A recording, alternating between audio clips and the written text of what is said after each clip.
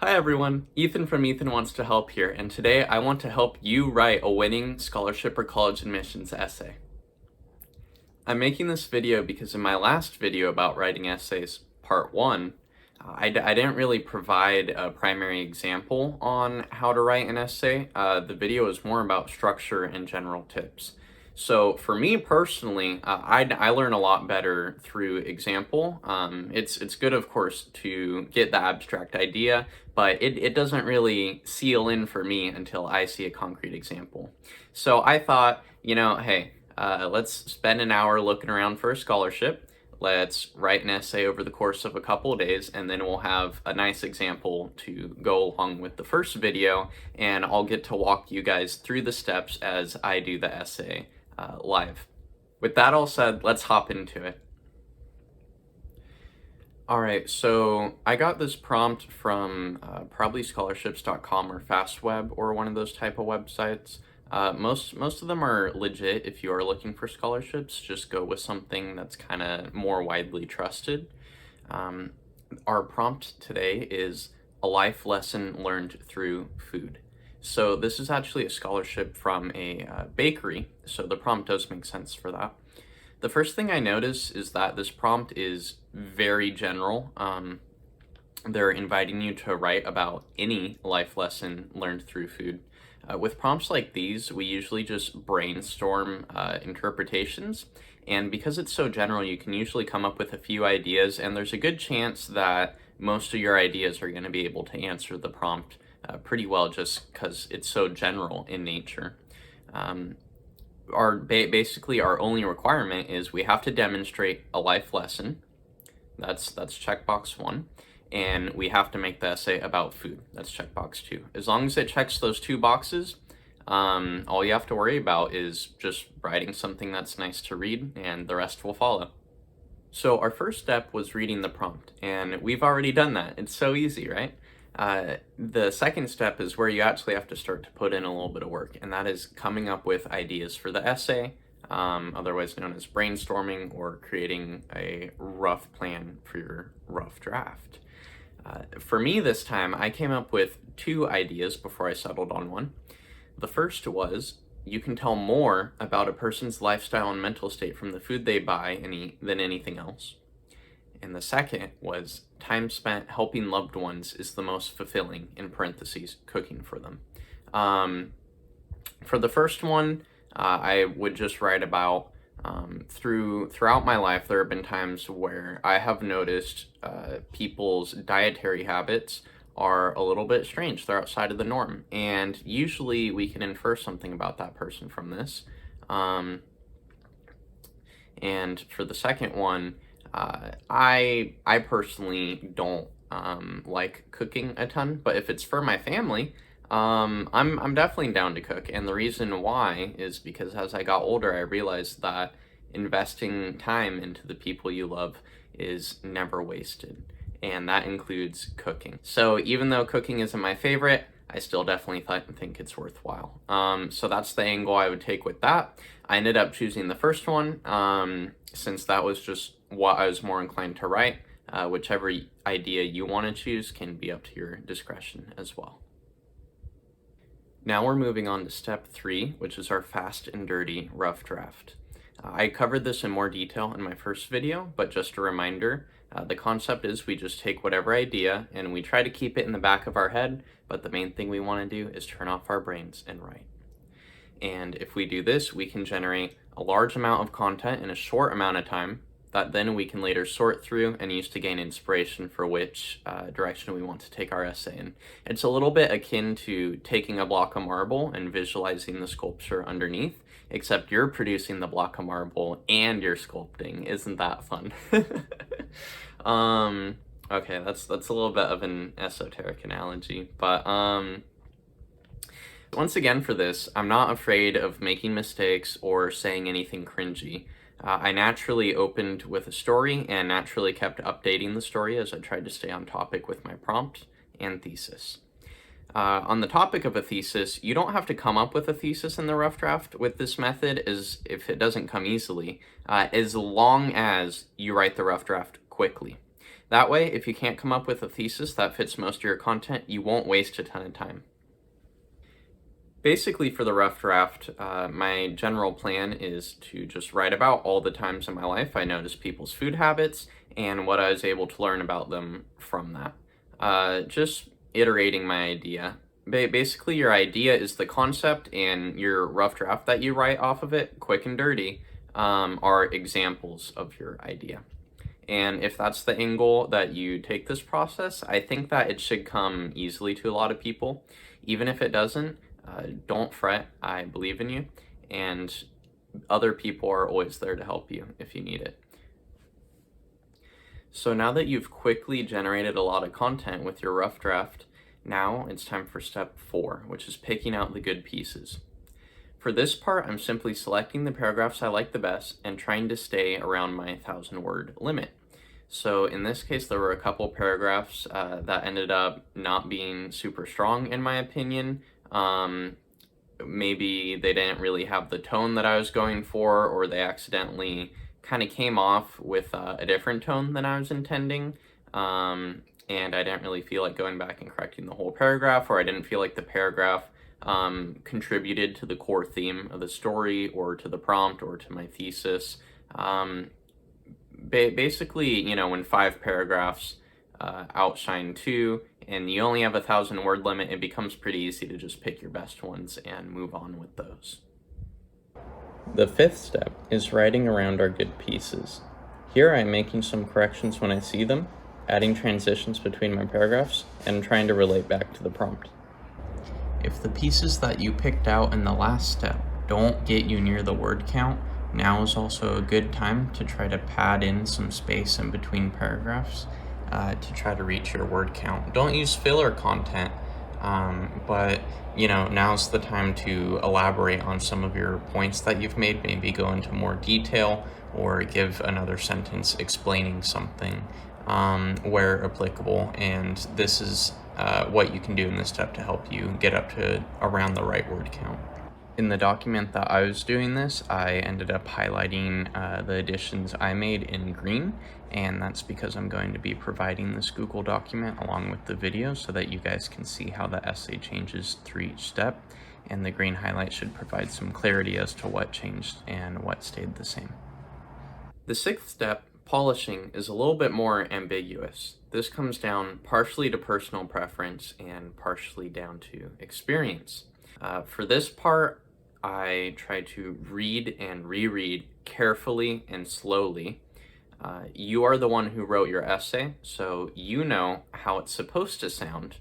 And a lot of the times, if you wrote a word twice or you omitted a word, you won't catch it if you're reading quickly because your brain is telling the story it already knows to itself.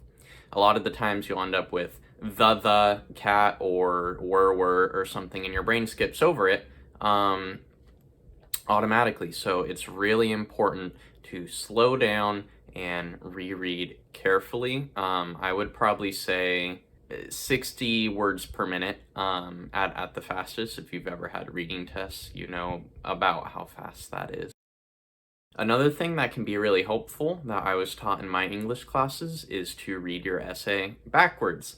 And not necessarily backwards word for word, but read your last sentence, read your second to last sentence, read your third to last sentence, all the way up.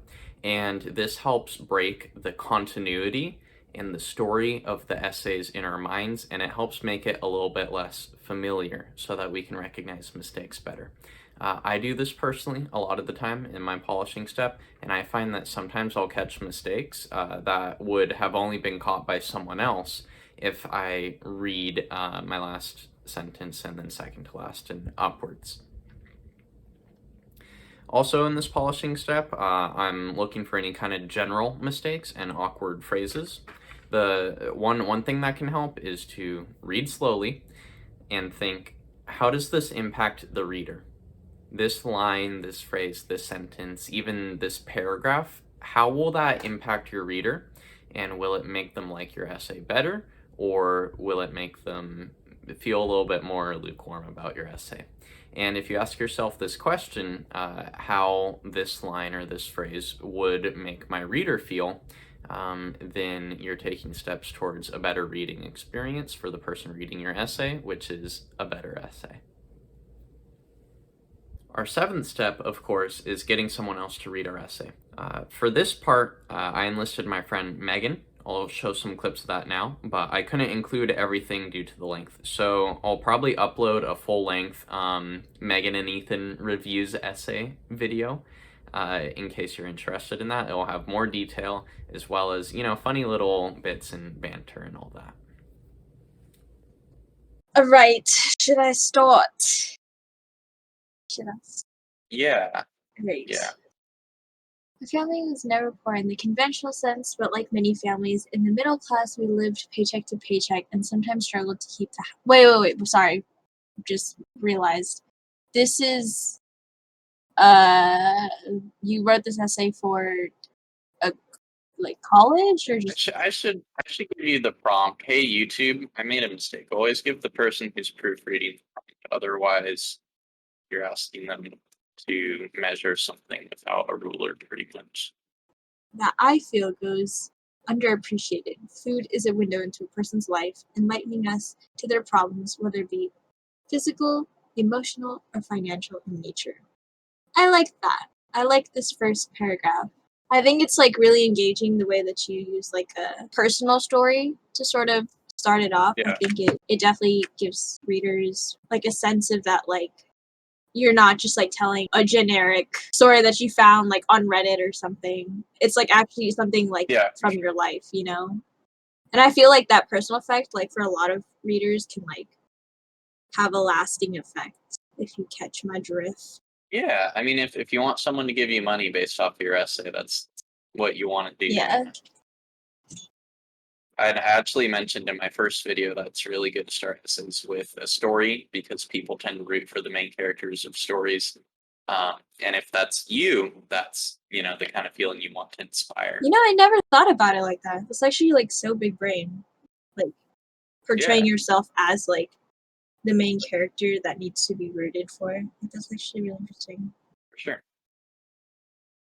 My only concern for that paragraph is I feel like it's very storytelling orientated and it doesn't really end with connecting back to the thesis, but I feel like the other paragraphs do. So I don't know if it's, not that bad, but I kind of ran out of words to like elaborate on that part. So I don't know. What do you think?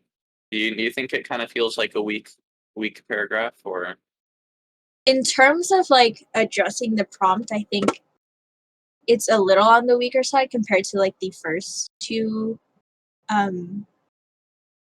paragraphs that I read. But I feel like if you like with the other paragraphs you connected back to the prompt, I feel like having one paragraph kind of be more like a bit more on the wordier side in terms of like explaining your personal, like if this paragraph, the way that like you add your personal life to it, if it adds to the essay as a whole, I think it's fine to leave it in. Yeah. But if you It's like a story paragraph more than a and like if it doesn't add anything, then I would say like, maybe like consider shortening it. But I think, obviously, I'm not like completely done with the essay yet, but I think so far like it's okay to have. But well, I guess from here, what we would do is we would see if the last two paragraphs hold up pretty good, and if the essay has a strong kind of ending, then it's fine. But if it doesn't, then I would need to maybe shrink this down to make room for more prompt addressing content. yeah. Okay, cool. Do you have anything to add on that, Meg? Not really, other than just like I remember a lot of essays that I wrote like before like really learning about in like Dugish's class. I didn't really care for transitions. I kind of was just like, oh, since it's the start of a next paragraph, that means I can have like a brand new idea and blah blah blah this and that, and I can just like go on about it without having to worry about like transitions. And then we got to Dugish's class, and then she taught us about like, oh, you guys need to put like transition sentences to make everything like cohesive and stuff. And then I realized that like my writing just turned out so much better after I did that. Like, everything Yeah. just, like, overall would, like, score higher just for the sheer fact that I had, like, transitions. I guess it just, like, makes it look more what's the word? I guess, like, for lack of a better word, like, sophisticated in terms of, like, the grading Mhm. criterias, especially. It doesn't break your immersion while reading the Yeah, paragraph. it's not like, "Oh, now we're on a completely different topic." It's like, "Oh, we're still on the same thing, it's just, like, maybe a different point of view," or whatever. If you're doing, like, analysis essay, it could be another point you're proving or whatnot. I think Mhm. it's a very valid point. Yeah. Um, if you had anything harsh to say about this essay, for the benefit of the people watching this, if you had to be critical, Uh, you know, do you have anything that you can maybe you think might be a problem for someone else, or I guess this is more of, like, a personal thing or, like, a personal taste, like, if you think it reads well, then it's fine. But in my opinion, maybe because 'cause I'm just kinda dumb, but, like and, like, I don't really I can't no? really, like, read cohesively, but, like, I struggle with some of the wordings because I feel like, what do you call it? There's better word or, like, phrases that you could have done to, like, make it easier to read. Because I feel like some of it sometimes it gets, like, Mhm, a little too wordy or, like, just a little mhm, confusing in terms of, like, what you're trying to say. Obviously, by the end of the sentence, I'm like, "Oh, that's what he's trying to say," but, like, while I'm reading, mhm. I'm kinda like, "What?" And then at the end, I'm like, "Oh, okay. That's what he's trying to say." Okay. Do you feel like that distracted you while you were reading Um, this? not not to the point where I was like, "Oh my god, this essay, like, sucks," type of thing, but it was just more like a man, I would probably power through this essay and like notice other things more had it not been for like the jarring Mhm, dictionary that was going on.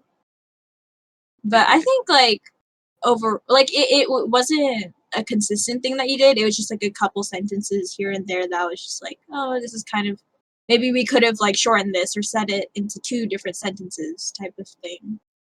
Alright, cool. Do you have any, parting Again, I really do like the conclusion. I feel like that, like, I know people are always like, oh, but conclusion paragraphs don't even matter, blah, blah, this and that. But I still feel like a good conclusion really makes for a better essay. Yeah, it's like the last thing you say is what people are Yeah. gonna Just you like know? the first impression and the last impression is like really strong. So, Cool, alright, thank you, Megan. So, to summarize, our steps are 1. Reading the prompt, 2. Making a plan for our rough draft, 3. Writing a fast and dirty rough draft, 4. Picking out the good pieces and organizing them, 5. Writing around our good pieces, 6.